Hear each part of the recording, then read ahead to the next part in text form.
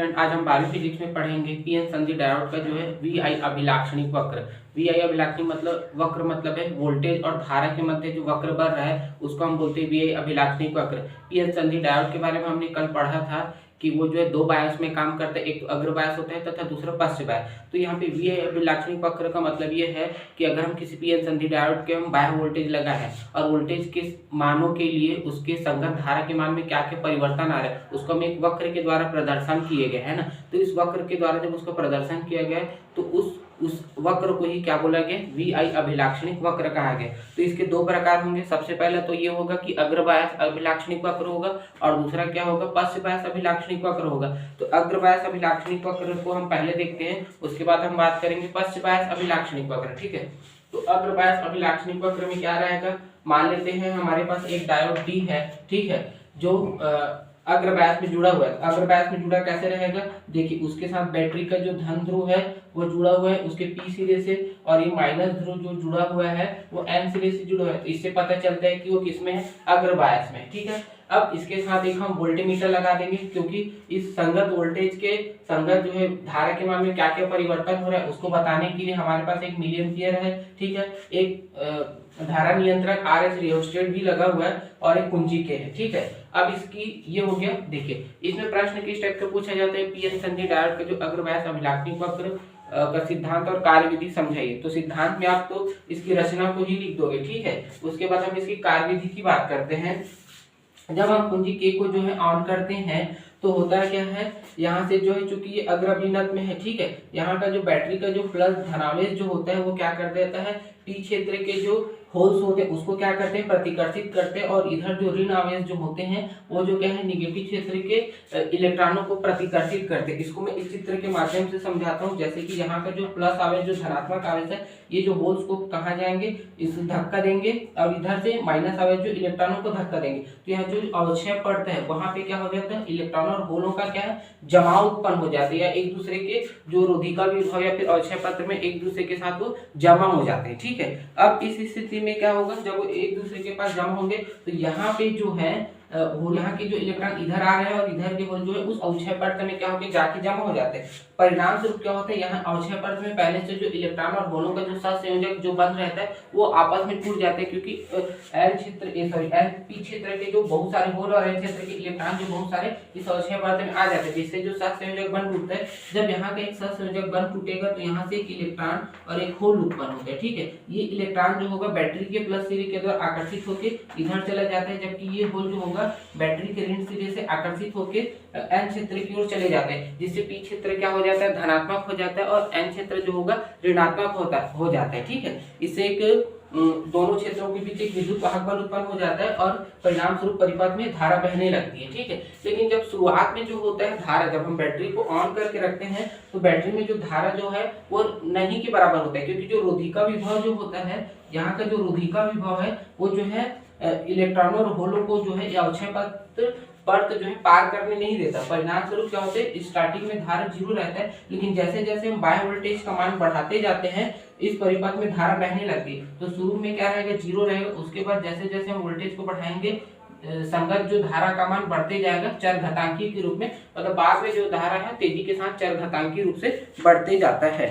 आया समझ में, इसको देख लीजिए। अब इसमें क्या होता है, अगर हम रोधिका विभव की अगर हम बात करते हैं तो जर्मेनियम के लिए जो इसका मान 0.3 वोल्ट और सिलिकॉन के लिए क्या होता है 0.7 वोल्ट है। कहने का मतलब ये है कि जब हम जो हमारा आरोपित जो वोल्टेज है उसका मान जब अगर जर्मेनियम धातु से बना हुआ हमारा पीएन संधि डायोड है तो 0.3 वोल्ट से जब ज्यादा वोल्ट डालेंगे तब यहाँ से धारा बहना शुरू होगा। ठीक है, या सिलिकॉन से बना हुआ है तो 0.7 वोल्ट से जब हम धारा प्रवाहित करेंगे उससे ज्यादा धारा प्रवाहित करेंगे तब बाह्य परिपथ में क्या होगा, धारा प्रवाहित होगा। ठीक है, अब हम आगे बात करते हैं पश्च बायस अभिलाक्षणिक वक्र। तो एक हमारे पास संधि है पीएन संधि, जिसको हम पश्च बायस में अभिलाक्षणिक वक्र बताने के लिए क्या करेंगे, सबसे पहले एक डायोड है उसका पी सिरा जो ऋण सिरे से बैटरी के तथा एन क्षेत्रों को हम बैटरी के धन सिरे से जोड़ेंगे, तब ये क्या कहलाता है, पश्च बायस कहलाता है। इसके साथ जो है एक वोल्टेज है, ताकि वोल्टेज के संगत मानों के अनुदिश हम जो धारा प्रवाहित हो रहा है उस पीएन संधि डायोड के, इसके लिए हम जो उसका वक्र बना सके,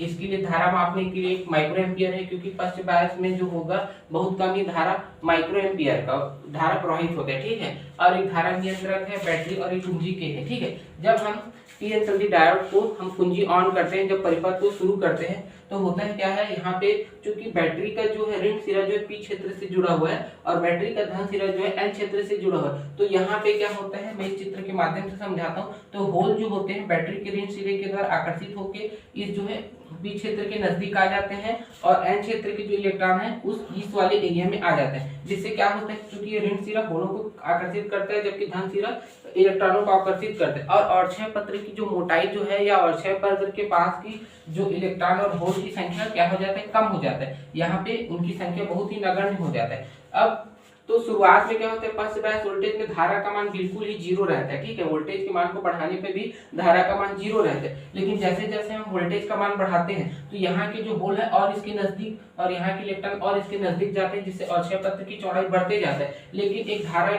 एक वोल्टेज के एक विशेष मान के लिए अक्षय पत्र की जो सहसंयोजक बंध जहाँ पे इलेक्ट्रॉन और होल आपस में बंधे हुए रहते हैं, वो दो भागों में टूट जाता है और एक इलेक्ट्रॉन और एक होल उत्पन्न हो जाते हैं। ठीक है, और इसी प्रकार बहुत सारे होल और इलेक्ट्रॉन उत्पन्न होते हैं। अब इलेक्ट्रॉन जो होंगे वो जो है बैटरी के जो धन सिरे की ओर आकर्षित हो जाते हैं, जबकि होल जो है बैटरी के ऋण सिरे में आकर्षित होंगे, जिससे बहुत तेजी के साथ जो है धारा बहने लगती है वोल्टेज के संगत। तो जिस वोल्टेज के संगत एकदम तेजी के साथ जब धारा बहना शुरू हुआ, उस वोल्टेज को हम जो है जेनर वोल्टेज कहते हैं। ठीक है, क्योंकि अक्षय पत्र को जब वो पार करके आगे बढ़ते हैं तो इस प्रकार से धारा बहती है। इसके लिए अगर हम विभवांतर और धारा के मध्य जब ग्राफ खींचते हैं तो शुरू में क्या होता है, हम वोल्टेज का मान बढ़ाने पे भी धारा का मान क्या होता है, बहुत कम माइक्रो एम्पियर का रहता है, बढ़ता नहीं। लेकिन एक विशेष वोल्टेज जिसे हम जेनर वोल्टेज कहते हैं, वहां पे धारा का एकदम तेजी के साथ बढ़ता है और इस प्रकार से या फिर थोड़ा सा इस प्रकार से धारा का मान तेजी के साथ बढ़ता है। ठीक है, तो ये हो गया किसके लिए, जेनर, ये हो गया हमारे पास बायस अभिलाक्षणिक वक्र। ठीक है, और इस वोल्टेज को हम क्या बोलते हैं, जेनर वोल्टेज, ये हो गया। ठीक है, आया समझ में। तो इस प्रकार से जो है पीएन संधि डायोड का अग्र बायस और पश्च बायस अभिलाक्षणिक वक्र क्लियर हो गया। ठीक है, अब हम आगे बढ़ते हैं पीएन संधि डायोड का दिष्ट कार्य के रूप में उपयोग। ठीक है, पीएन संधि डायोड का जो दिष्ट कार्य के रूप में उपयोग का मतलब ये है, जब हम किसी हमारा निवेशी सिग्नल कैसा हो, एसी सिग्नल हो या हमारा जो निवेशी विभव हो वो एसी मतलब प्रत्यवर्ती विभव या प्रत्यवर्ती धारा के संगत अगर हमें दिष्ट धारा या दिष्ट विभव प्राप्त करना होता है तो हम पीएन संधि डायोड का प्रयोग करते हैं। ये डायोड जो होते हैं वो क्या करते हैं, प्रत्यवर्ती धारा को जो है दिष्ट धारा में रूपांतरित करते हैं। जैसे कि प्रत्यवर्ती धारा के लिए किस प्रकार का वक्र होता है, इस प्रकार का वक्र होता है, और दिष्ट धारा के लिए कैसा रहता है, इस प्रकार का। तो ये जो दिष्ट धारा में परिवर्तन के लिए हम किसका प्रयोग करते हैं, पीएन संधि डायोड का प्रयोग करते हैं। ठीक है, पीएन संधि डायोड का जो है हम दिष्ट कार्य के रूप में प्रयोग करने का मुख्य उद्देश्य क्या है, देखिए अभी हमारे जो वर्तमान जो माइक्रो इलेक्ट्रिकल जो कंपोनेंट है, जैसे कि हमारा mobile, LED, TV, LED light या जितने भी टॉर्च है छोटे, वो सब जो डीसी करंट में चलते हैं ना, डिस्क धारा में चलते हैं। जबकि हमारे जो घरों में जो पावर सप्लाई जो ट्रांसफार्मर से आता है वो धारा कैसा है, वो जो एसी करंट है। तो एसी करंट को डीसी करंट में बदलने के लिए हमेशा हम डायोड का प्रयोग करते हैं। अब जो भी आपके पास जैसे मोबाइल अडॉप्टर है या फिर बैटरी चार्जर है या फिर जैसे कि एक टॉर्च का चार्जर है, उसमें सब में डायोड लगा होता है। ठीक है, तो इनके बारे में पढ़ लेते हैं। तो पीएन संधि डायोड को एसी करंट से डीसी करंट में रूपांतरण के दो तरीके हैं। पहला एक है अर्ध तरंग दिष्टकारी और एक होता है पूर्ण तरंग दिष्टकारी। ठीक है, अर्ध तरंग दिष्टकारी में क्या होगा, जब एसी करंट हम जब आरोपित करेंगे मतलब इनपुट देंगे, निवेश करेंगे, तो हमें प्रत्येक एसी करंट के संगत आधा जो है दिष्ट तरंग मिलेगा, इसलिए इसको क्या कहा गया है, अर्ध तरंग दिष्टकारी। जैसे कि यहाँ पे अगर एसी करंट इस प्रकार से है तो हमें डीसी का मान क्या मिलेगा, आधा मिलेगा, प्रत्येक अर्ध चक्र के लिए आधा मिलेगा, इसलिए जो इसे हम अर्ध तरंग दिष्टकारी कहते हैं। ठीक है, तो पेपर में इसका क्वेश्चन इस टाइप से पूछा जाता है कि पीएन संधि डायोड का अर्ध तरंग दिष्टकारी का सिद्धांत और कार्यविधि को चित्र सहित समझाइए करके आपका प्रश्न रहेगा। ठीक है, तो इसके लिए जो है पीएन संधि डायोड का जो है अर्ध तरंग दिष्टकारी के रूप में चित्र मैंने बना लिया है। इसमें जो है देखिए, इसमें क्या होता है, ट्रांसफार्मर होता है। ट्रांसफार्मर की जो प्राथमिक कुंडली को हम निवेशी वोल्टेज से जोड़ देते हैं। ठीक है, और द्वितीय कुंडली के साथ में एक डायोड लगा होता है और एक लोड रेजिस्टेंस लगा होता है। ठीक है, ये हमारा जो ट्रांसफार्मर का चित्र है। ठीक है, अब क्या होता है, कार्यविधि को समझा देता हूं इसका। तो कार्यविधि में क्या होगा, जब निवेशी सिग्नल के धनात्मक अर्ध चक्र में, ये हमारा निवेशी सिग्नल है, ठीक है। निवेशी सिग्नल के ये कौन सा अर्ध चक्र है? धनात्मक अर्ध चक्र है, ठीक है। निवेशी वोल्टेज के धनात्मक अर्ध चक्र है, ठीक है। अब क्या होता है, जब निवेशी सिग्नल के धनात्मक अर्ध चक्र में प्राथमिक कुंडली में हम निवेशी सिग्नल लगा दिए तो इस पे क्या होगा, प्राथमिक कुंडली से बद्ध चुंबकीय फ्लक्स में परिवर्तन होता है। परिणाम स्वरूप प्रेरण के द्वारा जो होगा द्वितीय कुंडली के बद्ध चुंबकीय फ्लक्स में भी परिवर्तन होता है, जिससे एक प्रेरित धारा उत्पन्न होता है और प्रेरित धारा जो है B से A की ओर प्रवाहित होने लगता है, ठीक है। वो कहाँ जाएगा? B से A की ओर प्रवाहित होने लगता है। तो निवेशी सिग्नल के प्रथम अर्ध चक्र में जो A सिरा जो होता है वो धनात्मक होता है B सिरा की तुलना में, ठीक है। निवेशी अर्ध चक्र में धनात्मक अर्ध चक्र में A क्या होगा? धनात्मक होगा और B क्या रहेगा? ऋणात्मक होगा। अब देखिए A क्या है? धनात्मक है, अर्थात डायोड का जो पॉजिटिव वाला हिस्सा है पी संधि जो है वो A के धनात्मक अर्थात प्लस से जुड़ा हुआ है, जबकि N जो होगा निगेटिव से जुड़ा हुआ है, अर्थात इस स्थिति में वो क्या होता है? अग्र बायस में होता है, ठीक है।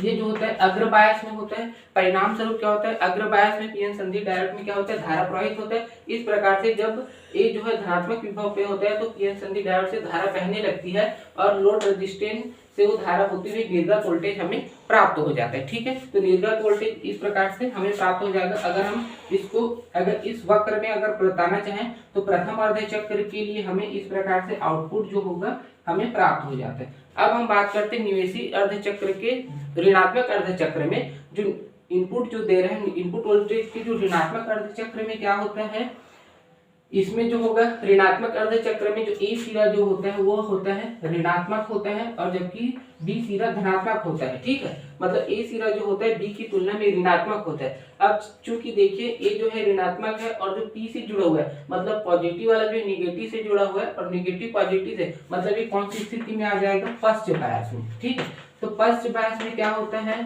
फर्स्ट बायस में डायोड से होकर बहने वाली धारा का मान बहुत कम होता है। चूंकि यह जेनर वोल्टेज से कम हमें वोल्टेज सप्लाई करना रहता है, इसलिए जो यहाँ पे जेनर भाजन की स्थिति तो नहीं आएगा। तो यहाँ से दूसरी स्थिति में क्या होगा? निवेशी सिग्नल के ऋणात्मक अर्ध चक्र में जो निर्गत सिग्नल वोल्टेज रहेगा उसका मान क्या रहेगा? 0 रहेगा, अर्थात ये वाला हिस्सा क्या हो जाएगा? खाली रहेगा। यहाँ पे धारा प्रवाहित होगा ही नहीं, ठीक है। पुनः यह प्रक्रिया दोहराई जाती फिर से एसी सोर्स का जो है एसी करंट का पहले धनात्मक अर्ध चक्र के लिए हमें धारा प्राप्त होता है और जो है दूसरे ऋणात्मक अर्ध चक्र के लिए वो खाली चला जाता है, ठीक है। ऐसा समझ में। तो इस प्रकार से एसी करंट के प्रत्यावर्ती करंट के एक पूर्ण चक्र के लिए हमें क्या मिलता है? आधा चक्र ही मिलता है, अर्थात एक पूर्ण तरंग के लिए आधा तरंग मिलता है, फिर से एक पूर्ण तरंग के लिए आधा तरंग मिलता है। इसलिए जो है इस पीएन संधि को हम अर्ध तरंग दृष्टकारी कहा गया। मतलब एसी करंट को जब डीसी करंट में बदला गया है तो एक पूर्ण तरंग के लिए एक आधा ही तरंग मिलता है, इसलिए इसे क्या कहा गया है? एसी करंट का अर्ध तरंग दृष्टकारी कहा गया है, ठीक है। आया समझ में? चलिए अब हम आगे बात करते हैं पूर्ण तरंग दृष्टकारी के रूप में पीएन संधि डायोड का जो है कार्यविधि को समझते हैं, ठीक है। पूर्ण तरंग दृष्टकारी में क्या होगा? जो हमारे आरोपित जो रहेगा या फिर निवेशी वोल्टेज के लिए निवेशी वोल्टेज एसी वोल्टेज के लिए हमें डीसी वोल्टेज का जो मान है पूरा तरंग मिलेगा। मतलब एसी वोल्टेज का पूर्ण तरंग के लिए हमें डीसी वोल्टेज का मान भी क्या मिलेगा? पूरा मिलेगा। इसे हम क्या बोलेंगे? पूर्ण तरंग दृष्टकारी कहेंगे। तो पूर्ण तरंग दृष्टकारी के लिए हमें दो डायोड का प्रयोग करना रहता है। तो चित्र में हमारे पास दो डायोड D1 और D2 है, ठीक है। और इसके साथ एक ट्रांसफार्मर है। ट्रांसफार्मर के प्राथमिक कुंडली में निवेशी वोल्टेज को हम लगा देते हैं तथा द्वितीय कुंडली में जो रहेगा डायोड D1 और D2 रहेगा। उसके साथ साथ एक लोड रेजिस्टेंस RL रहेगा, ठीक है। यहाँ तक क्लियर हो गया, जहां से हमें निर्गत वोल्टेज प्राप्त हो जाएगा। अब जो है जब हम धारा प्रवाह करना जब शुरू करते हैं, ठीक है, धारा प्रवाह करना जब शुरू होता है तो निवेशी सिग्नल जो होगा प्राथमिक कुंडली से जुड़ा है, इसलिए प्राथमिक कुंडली के बद्ध चुंबकीय फ्लक्स में क्या हो जाएगा? परिवर्तन होगा ट्रांसफार्मर के। इसके परिणाम स्वरूप प्रेरण के द्वारा ट्रांसफार्मर की द्वितीय कुंडली के बद्ध चुंबकीय फ्लक्सों में भी क्या होगा? परिवर्तन होगा, जिससे जो है द्वितीय कुंडली से जुड़े हुए जो भी उपकरण होंगे उससे धारा बहने लगेगा। क्योंकि यहाँ पे देखते हैं कि ए जो होगा, ए जो है बी की तुलना में धनात्मक विभव पे होता है, क्योंकि जो है एसी सिग्नल का जो प्रथम अर्ध चक्र क्या है, धनात्मक है। तो एसी सिग्नल के जो प्रथम अर्ध चक्र धनात्मक अर्ध चक्र में ए जो होगा ई की तुलना में जो क्या होगा, धनात्मक विभव पे होता है, जबकि बी जो होगा ई की तुलना में क्या होता है, ऋणात्मक विभव पे होते हैं। जहाँ ई क्या है, इस द्वितीय कुंडली से एक बीच में एक और निकाला गया तार है जो हमें आउटपुट देगा, क्योंकि यहाँ पे दो हम डायोड का प्रयोग कर रहे हैं। तो ए जब धनात्मक विभव पे होता है ई की तुलना में, तो क्या होगा, ये जो डायोड D1 जो होता है अग्रबायस में होता है, ठीक है। अग्रबायस में होने की वजह से क्या होता है, डायोड D1 से धारा प्रवाहित होती है और हमें लोड रेजिस्टेंस में धारा वाय से एक्स की ओर निर्गत वोल्टेज के रूप में प्राप्त हो जाता है। अर्थात प्रथम अर्ध चक्र के लिए हमें प्रथम अर्ध चक्र डीसी वोल्टेज भी प्राप्त हो जाएगा, ठीक है।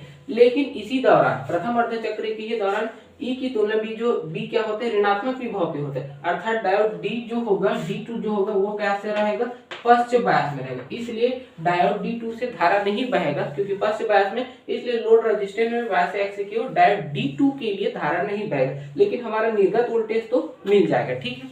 अब जब निवेशी सिग्नल के एसी सिग्नल के जो ऋणात्मक अर्ध चक्र की अगर हम बात करते हैं, तो बी जो होगा धनात्मक विभव पे होता है ई की तुलना में, जबकि ए जो होगा ऋणात्मक विभव पे होता है ई की तुलना में, ठीक है।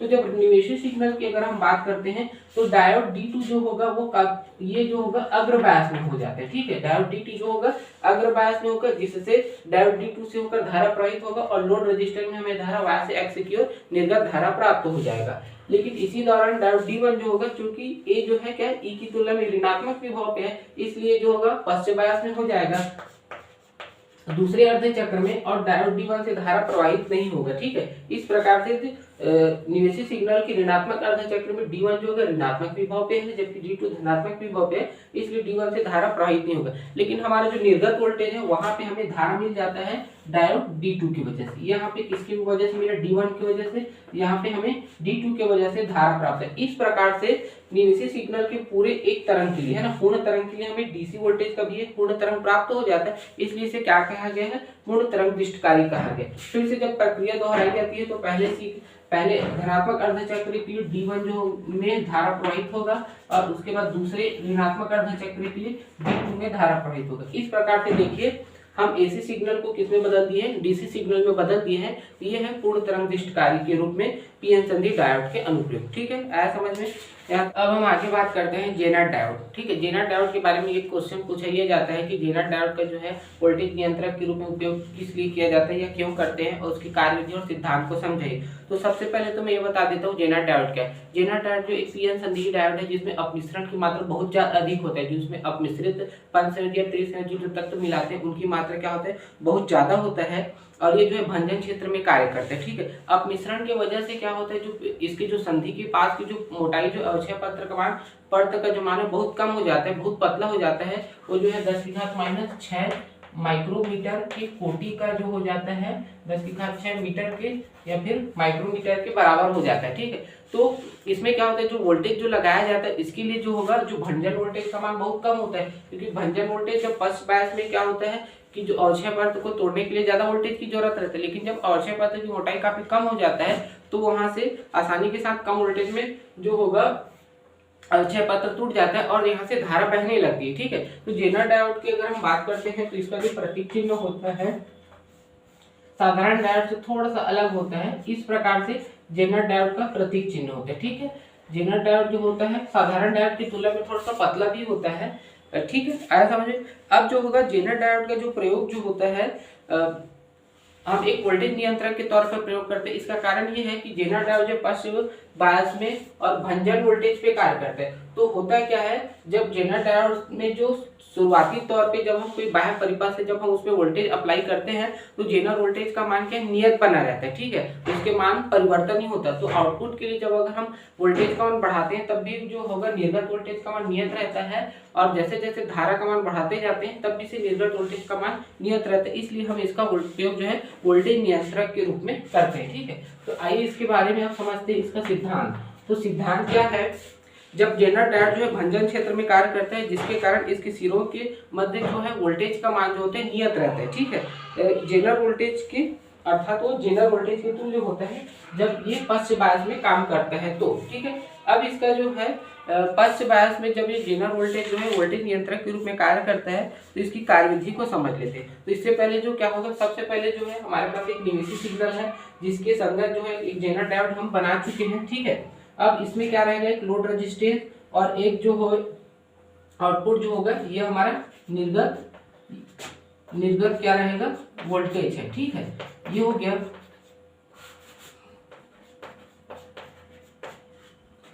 अब देखिए इसमें जो होगा जेनर डायोड और ये हो गया हमारा जेनर डायोड, ठीक है। जेनर डायोड और जो एक प्रतिरोध आर जो होगा, जो अज्ञात प्रतिरोध रहेगा उसको श्रेणी क्रम में, तथा जेनर डायोड के सापेक्ष जो लोड रेजिस्टेंस है उसको समांतर क्रम में रखा जाता है, ठीक है।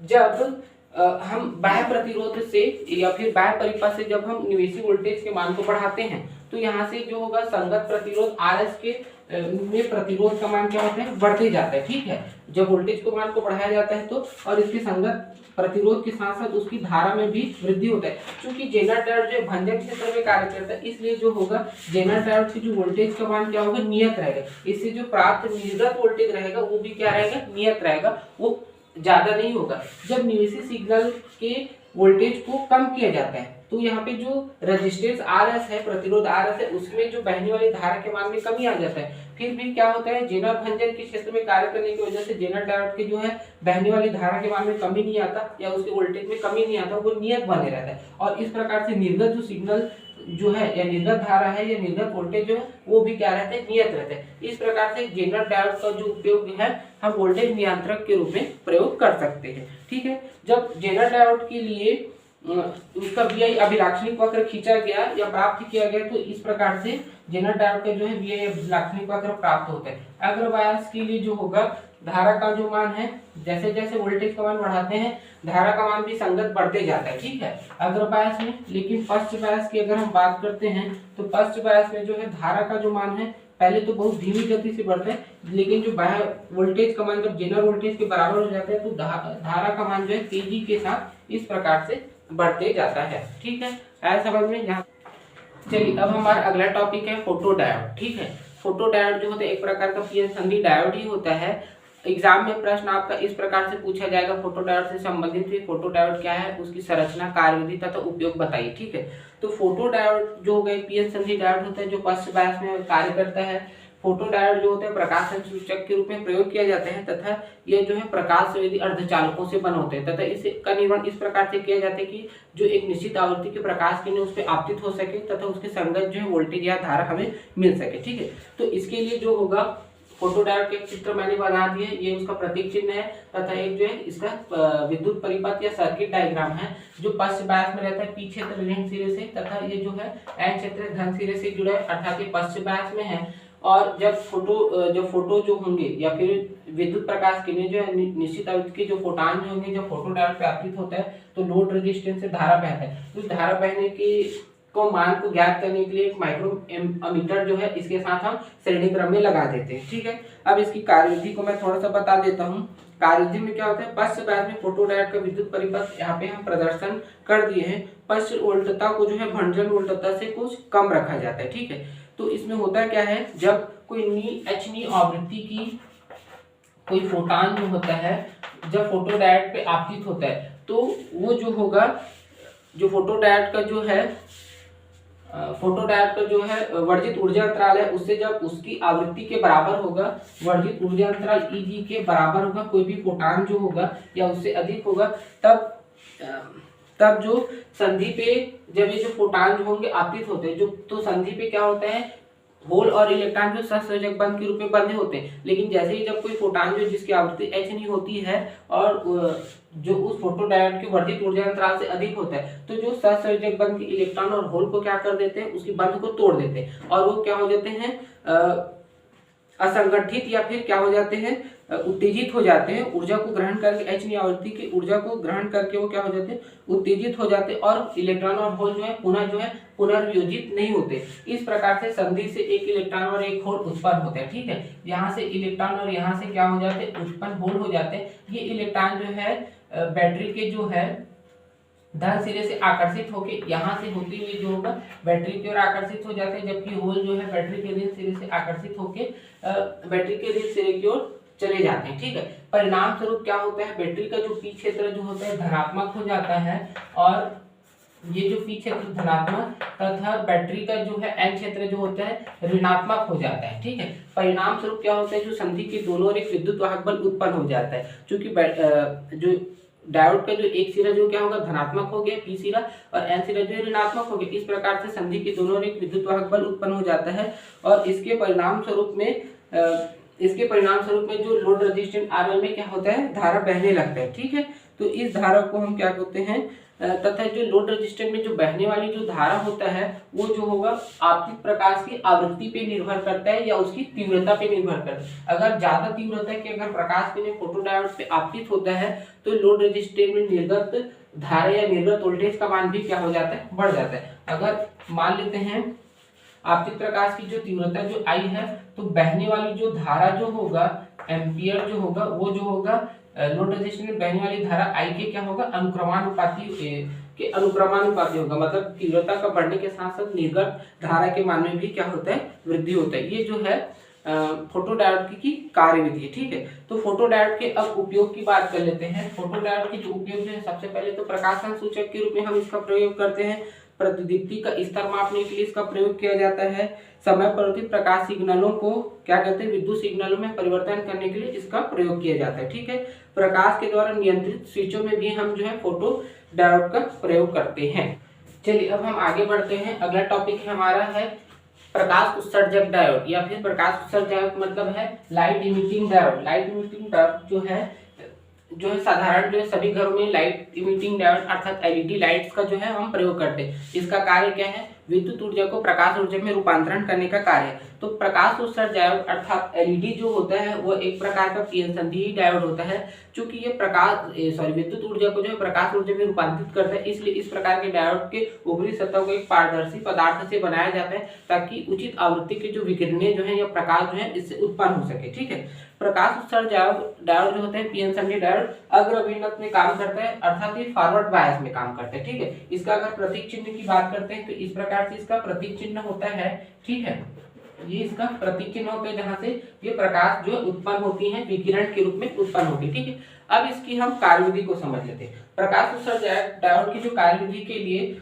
इसको जो है फॉरवर्ड बायस में लगाया जाता है। देखो बैटरी के प्लस सिरे को पी से तथा उसके एस सिरे को माइनस से बैटरी सी से लगाया गया तथा इसमें एक लोड रेजिस्टेंस RL लगा होता है ताकि जो है हम बैटरी से जो प्रवाहित धारा को नियंत्रित कर सके और उसके संगत जो है उत्पन्न विकिरण या जो प्रकाश को कंट्रोल किया जा सके, नियंत्रण किया जा सके। ठीक है, तो इसकी कार्यविधि में होता क्या है, जब हम किसी एलईडी जो है प्रकाश उत्सर्जक डायोड जो है उसको जब हम अग्र अभिनत में जोड़ते हैं तो होता है क्या है, चूंकि बैटरी का जो प्लस सिरा जो है पीएन संधि डायोड के पी से पॉजिटिव से जुड़ा हुआ है और बैटरी का ऋण सिरा जो है पीएन संधि डायोड के एन क्षेत्र से वो निगेटिव से जुड़ा हुआ है। तो परिणाम स्वरूप होता है क्या है, बैटरी के प्लस सिरे से जो प्रतिकर्षित हो के होल जो होंगे संधि की ओर जाने लगते हैं और उसी प्रकार एन क्षेत्र के जो इलेक्ट्रॉन है बैटरी के ऋण सिरे से प्रतिकर्षित होके वो जो है फिर से संधि की ओर जाने लगते हैं। परिणाम स्वरूप क्या होता है, बहुत सारे जो है होल और इलेक्ट्रॉन जो होंगे संधि की ओर इकट्ठा हो जाते हैं। अल्पसंख्यक आवेशवाहक होल और अल्पसंख्यक आवेशवाहक इलेक्ट्रॉन जो है जाके अवक्षय पत्र में जाके जमा हो जाते हैं, इकट्ठा हो जाते हैं। और क्या होता है, प्रत्येक होल जो होगा एक इलेक्ट्रॉन के साथ सहसंयोजक बंध बनाता है।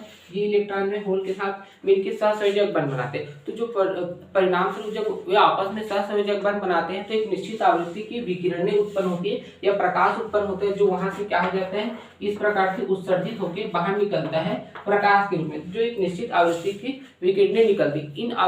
इन विकिरणों की आवृत्ति जो होता है जब हम पीएन संधि डायोड का जो है ऊर्जा बैंड बनाते हैं तो उस वर्जित ऊर्जा अंतराल के तुल्य होता है। ठीक है, तो इस प्रकार से जो है एक एलईडी से प्रकाश उत्पन्न होने लगते हैं। आया समझ में। इसमें क्या होगा, जब इलेक्ट्रॉन जो और होल जो है जब आपस में एक दूसरे के नजदीक जाते हैं अवक्षय परत के पास तो आपस में पुनर्योजित मतलब आपस में बंध बनाते हैं जिसके परिणाम स्वरूप हमें धारा मिलने लगती है। ठीक है, तो एलईडी का अगर हम उपयोग की बात करते हैं तो एलईडी का तो दैनिक जीवन में बहुत ज्यादा उपयोग है, जैसे कि घड़ियों एवं कैलकुलेटरों में डिजिटल डिस्प्ले के रूप में। ठीक है, सुदूर नियंत्रण में, ठीक है, प्रकाशिक तंतु संचार में प्रकाश स्रोत के रूप में किया जाता है तथा चोरघंटी प्रणाली में भी हम किसका प्रयोग करते हैं, एलईडी अर्थात प्रकाश उत्सर्जक डायोड का प्रयोग किया जाता है। ठीक है, आइए समझ करते हैं। अगला टॉपिक है हमारा सौर सेल। ठीक है, सौर सेल के बारे में भी अगर प्रश्न पूछा जाता है तो सौर सेल क्या है, इसकी बनावट, कार्यविधि, इसके लाभ तथा उपयोग लिखिए, ऐसे करके पूछा जा सकता है। विशेष तौर पर इसकी कार्यविधि और लाभ और उपयोग को विशेष तौर पर पूछा जाता है। तो सौर सेल भी क्या है, एक प्रकार का पीएन संधि डायोड ही होता है जो क्या करता है, सौर ऊर्जा को विद्युत ऊर्जा में रूपांतरित करता है। ये जो है प्रकाश उत्सर्जक डायोड एलईडी का जस्ट अपोजिट होता है। प्रकाश उत्सर्जक डायोड में क्या करते हैं, विद्युत धारा जो है प्रकाश ऊर्जा में रूपांतरित होता है, जबकि इसमें प्रकाश ऊर्जा जो है विद्युत ऊर्जा में रूपांतरित होता है। और सौर सेल के को उपयोग तो आप सभी जानते हैं। सौर सेल आप आजकल जो है सभी घरों में उपलब्ध है, जैसे कि जो टार्च जो होता है, सौर सेल से बना हुआ टार्च जो है ऑटोमेटिक धूप में रखने से वो चार्ज होता है। ठीक है, आज के डेट में सौर सेल का जो है बहुत ज़्यादा मांग भी है, तो हम इसकी बारे में बात कर लेते हैं। सबसे पहले है इसकी बनावट को समझ लेते हैं। ठीक है, तो सौर सेल के लिए क्या होता है, इसमें जो है धातु का इलेक्ट्रोड जो होता है, एक धातु का इलेक्ट्रोड होता है जिसमें पी प्रकार के अर्धचालक लगा होता है, जिसकी मोटाई जो है 300 माइक्रोमीटर का होता है, पी प्रकार का अर्धचालक। ठीक है, और इसकी ऊपरी सतह पे एक एम प्रकार का अर्धचालक होता है जिसकी मोटाई जो है 0.3 माइक्रोमीटर का होता है, जो एम प्रकार के अर्धचालक इसमें लगा होता है। ठीक है, एम प्रकार के अर्धचालक के ऊपर एक इलेक्ट्रोड फिंगर इलेक्ट्रोड लगा होता है जो क्या होता है, अग्र संपर्क में होता है। ठीक है, फिंगर इलेक्ट्रोड लगाने के उद्देश्य ये होते हैं क्योंकि जो आपतित होने वाले प्रकाश किरणें जो है आसानी के साथ जो एन क्षेत्र में आपतित हो सके, पड़ सके, और एन क्षेत्र से पी क्षेत्र की ओर जो इलेक्ट्रॉन प्रवाहित हो सके। ठीक है, पी क्षेत्र जो होता है अर्थात पी संधि जो होता है, पी अर्धचालक जो होता है धातु इलेक्ट्रोडों के साथ जो होता है पर्श संपर्क में होता है। ठीक है, एन जो अर्धचालक होता है उसकी जो है मोटाई जो है काफी कम होता है। उसका रीजन ये है क्योंकि जो प्रकाश आपतित होने वाली एचनी आवृत्ति की जो प्रकाश किरणें एन क्षेत्र को पार करके ये जो पी और एन संधि में प्रवेश कर सके। ठीक है, इसलिए इसको काफी पतला बनाया जाता है। आया क्या समझ में? तो इस प्रकार से जो होगा प्रकाश किरणें जब पड़ती हैं कहाँ पे, एन क्षेत्र में पड़ते हैं, और यहाँ पे ये संधि है और ये हो गया पी क्षेत्र, ये हो गया हमारा धातु का जो इलेक्ट्रोड जो होगा कैसा रहेगा, धातु का इलेक्ट्रोड जो होगा पर्श संपर्क में रहेगा, जबकि ऊपर में क्या रहता है, यहाँ पे क्या रहता है, फिंगर इलेक्ट्रोड लगे होते हैं जो अग्र संपर्क में होते हैं। ठीक है, अब इसकी हम कार्यविधि को समझ लेते हैं। जब कोई प्रकाश किरणें जो होगा एक निश्चित आवृत्ति के जो फोटान जो होगा, जैसे कि हो सकता है उसकी आवृत्ति एच नहीं होता है, तो इस पीएन संधि डायोड की जो है वर्धित ऊर्जा अंतराल के तुल्य होता है या उससे अधिक होता है, या तो क्या होता है पीएन संधि पे जब वो आपतित होता है तब होल और इलेक्ट्रॉन जो होंगे उत्पन्न होंगे। जैसे ही क्या होता है जब कोई एचनी आवृत्ति की जो प्रकाश किरणें जो हैं आपतित होता है तो यहाँ पे होल और इलेक्ट्रॉन का जो है सहसंयोजक बंध बंधा हुआ है, वो क्या हो जाता है, उस एनर्जी को एचनी आवृत्ति की ऊर्जा को ग्रहण करके उत्तेजित हो जाते हैं और होल और इलेक्ट्रॉन में अलग अलग हो जाते हैं, टूट जाते हैं। ठीक है, तो अलग होते हैं तो इससे जिसके परिणाम स्वरूप क्या होता है, होल जो होते हैं पी क्षेत्र की ओर चलने लगते हैं तथा इलेक्ट्रॉन जो होंगे एन क्षेत्र की ओर चलने लगते हैं। ठीक है, परिणाम स्वरूप क्या होते हैं, बहुत सारे जो सहसंयोजक बंध टूटते जाता है और बहुत सारे होल जो होंगे पी क्षेत्र में इकट्ठा हो जाते हैं तथा इलेक्ट्रॉन जो होते हैं एन क्षेत्र में इकट्ठा हो जाते हैं। इसके परिणाम स्वरूप क्या होता है, पी क्षेत्र जो होता है धनात्मक विभव में चला जाता है और एन क्षेत्र जो है ऋणात्मक विभव में चला जाता है। इस प्रकार पीएन संधि के दोनों ओर अलग अलग विद्युत क्षेत्र, एक धनात्मक और एक ऋणात्मक विद्युत क्षेत्र उत्पन्न हो जाता है, जिससे जो पीएन संधि डायोड में एक विद्युत वाहक बल उत्पन्न हो जाता है। ठीक है, अब इस पीएन संधि डायोड में एक विद्युत वाहक बल उत्पन्न होगा, अगर हम बाह्य प्रतिरोध लोड रेजिस्टेंस आर से जब जोड़ा जाता है तो उसमें जो है धारा बहने लगती है, पी से एन की ओर धारा बहने लगती है। जिस बहने वाली धारा का मान जो है आपतित होने वाली प्रकाश की आवृत्ति और तीव्रता पर निर्भर करता है। ठीक है, अगर ज्यादा आवृत्ति की प्रकाश किरणें जो होगा अगर किसी सौर सेल में आपतित होता है तो बाह्य प्रतिरोध आर में जो होगा उसी तीव्रता के साथ जो है धारा बहने लगती है। तो तीव्रता जो है किसके समानुपाती होता है, आई, बहने वाली धारा आई के समानुपाती होता है। ठीक है, ये हो गया। तो यहां से जो है ये हो गया सौर सेल के बारे में। ठीक है, अब अगर हम सौर सेल के उपयोग के बारे में या फिर लाभ के बारे में बात करते हैं तो सौर सेल का सबसे पहला लाभ क्या है, यह प्रदूषण मुक्त है, इसमें किसी प्रकार का प्रदूषण नहीं होता है। जबकि अन्य विधि जैसे कि नाभिकीय विखंडन या कोयले से या फिर अन्य टरबाइन से जब हम विद्युत ऊर्जा उत्पन्न करते हैं गतिज ऊर्जा से, तो उसमें क्या है वायु का प्रदूषण होता है या फिर वातावरण जो है बहुत ज़्यादा दूषित होता है। ठीक है, लेकिन यहाँ पे प्रदूषण नहीं होता आयु इसकी बहुत अधिक होती है, मतलब काफ़ी लंबे समय तक चलता है, थोड़ा सस्ता भी है ये रख रखाव के लिए विशेष सावधानी की जरूरत नहीं होता है। ठीक है, अब इसकी उपयोग की बात कर लेते हैं थोड़ा सा। सौर सेलों की सहायता से हम दिन के समय जो है संचायक सेलों को आवेशित कर सकते हैं, और सबसे ज़्यादा उपयोग तो ये है कि प्रकाश ऊर्जा को हम विद्युत ऊर्जा में प्रयोग करके दैनिक जीवन में जो भी हम घरेलू उपयोग करते हैं इलेक्ट्रिसिटी से जुड़ा हुआ, उसका हम प्रयोग कर सकते हैं। ठीक है, फोटोग्राफी में जो सौर सेल जो है प्रकाश मापी के रूप में किया जाता है। हाथ घड़ी और कैलकुलेटरों में सौर ऊर्जा की सहायता से जो है उसको बैटरी को हम चार्ज कर सकते हैं। उपग्रहों में होने वाली इलेक्ट्रॉनिक युक्तियाँ और अंतरिक्ष जो यान होते हैं वो सौर ऊर्जा को ही विद्युत ऊर्जा में रूपांतरित करके क्या करते हैं, अपना कार्य सुचारू रूप से करते हैं। ठीक है, आया समझ में। इस प्रकार से सौर सेल के लाभ और उपयोग हो गया तथा इसकी कार्यविधि बहुत ही सरल है। ठीक।